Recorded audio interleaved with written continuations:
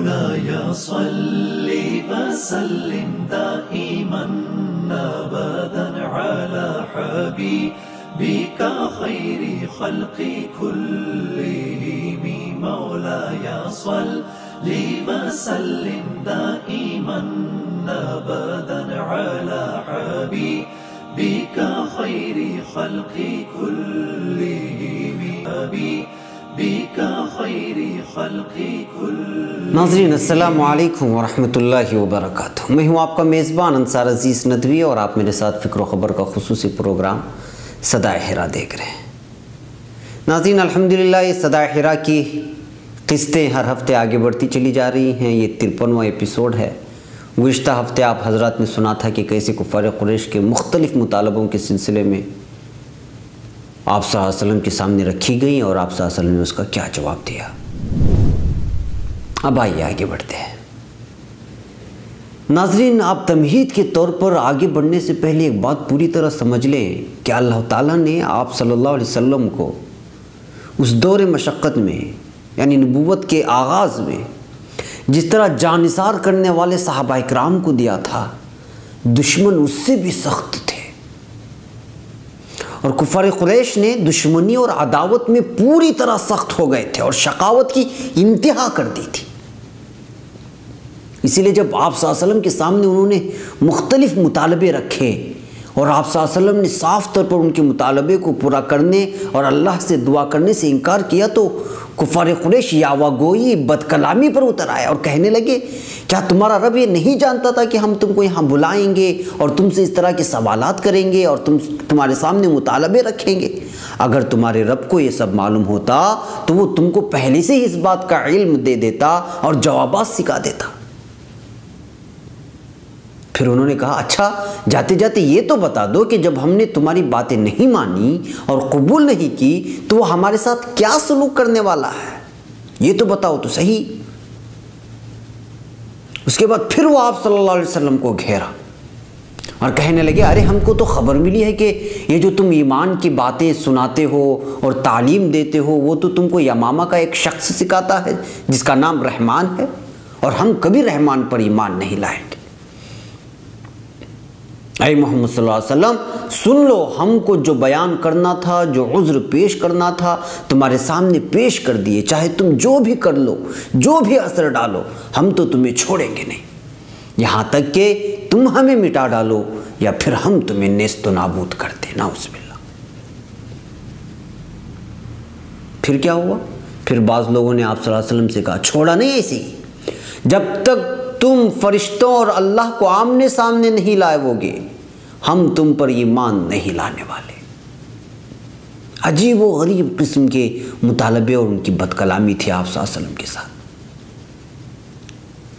یہ قریش کی یاوہ گوئی اور بد کلامی جس کو آپ نے سنا، اسی پر اکتفا نہیں کیا بلکہ جب آپ صلی اللہ علیہ وسلم اس مجلس سے اٹھ کر آنے لگے تو عبداللہ ابن ابی امیہ جو کہ آپ صلی اللہ علیہ وسلم کی پھوپھی عاتکہ بنت عبد المطلب کا بیٹا تھا، وہ آپ صلی اللہ علیہ وسلم کے ساتھ آیا اور کہنے لگا اے محمد صلی اللہ علیہ وسلم قوم نے آپ کے سامنے کتنی ساری چیزیں پیش کی مگر آپ ہیں کہ کسی کو قبول ہی نہیں کیا. آپ سے کہا کہ اپنے فائدے کی ہی چیزیں طلب کر لیجئے مگر آپ نے وہ بھی نہیں کیا. اگر ایسا ہوتا تو کفار قریش کے نزدیک آپ کی منزلت بڑھ جاتی.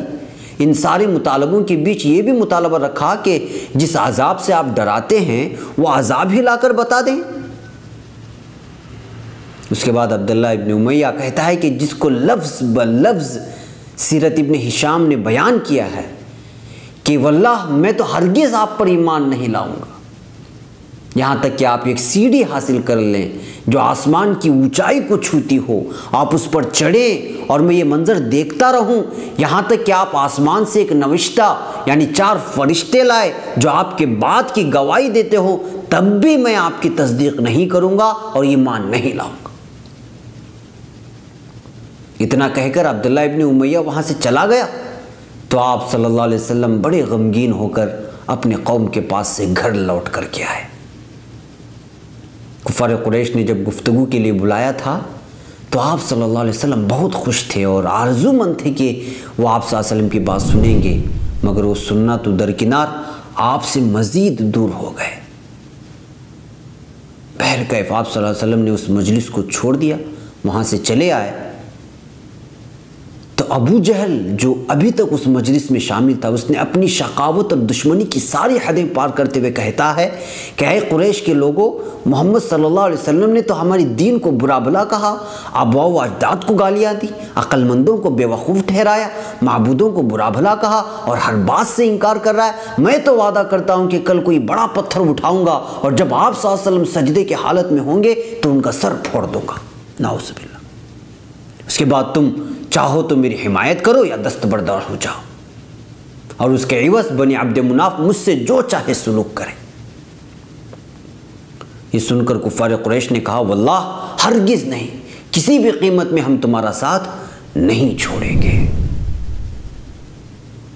پھر کیا ہوتا ہے؟ چنانچہ ابو جہل تو ابو جہل نکلا، دوسرے دن اپنے عہد اور وعدے کے مطابق پتھر اٹھایا اور آپ صلی اللہ علیہ وسلم کا انتظار کرتے ہوئے مکے کی قریب گھات میں بیٹھ گیا۔